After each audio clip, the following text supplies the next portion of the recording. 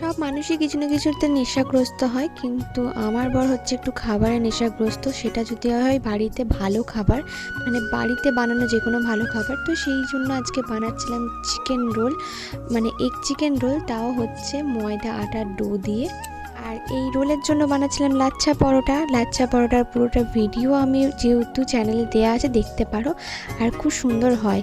এখানে এগ দিয়ে দিলাম ভালো করে, আমি একটু আলাদা রকম ভাবে বানাই, তো সেই কারণে টোটাল 8টা রোল হয়েছিল, 4টে ডিম লেগেছিলো সেইটাতে। তো এখানে চিকেনের স্ট্যাফিংটা দিয়ে অর্ককে ফার্স্টে দিচ্ছি, অ্যান্ড অর্কর রিভিউটা শোনো। আর অর্কুর কিছু ভালো লাগলে মাকে ঠিক এইভাবে আদর করতে হয়। আর তোমাদের দাদাভাই বলেছিল 5টা রোল খাবে, তো এখানে 5টা রোল করে দিয়েছি। তো স্যারের তো বিশাল মজার ব্যাপার একটা, যে 5খানা রোল পেয়ে গেছে এই যে হাতে। কিন্তু আমি খাবারটা খেতে পারিনি, তার কারণটা না হয় বড় ব্লগেই দেখে নিও। কাল আবার দেখা হবে, আজ যাই, টাটা বাই।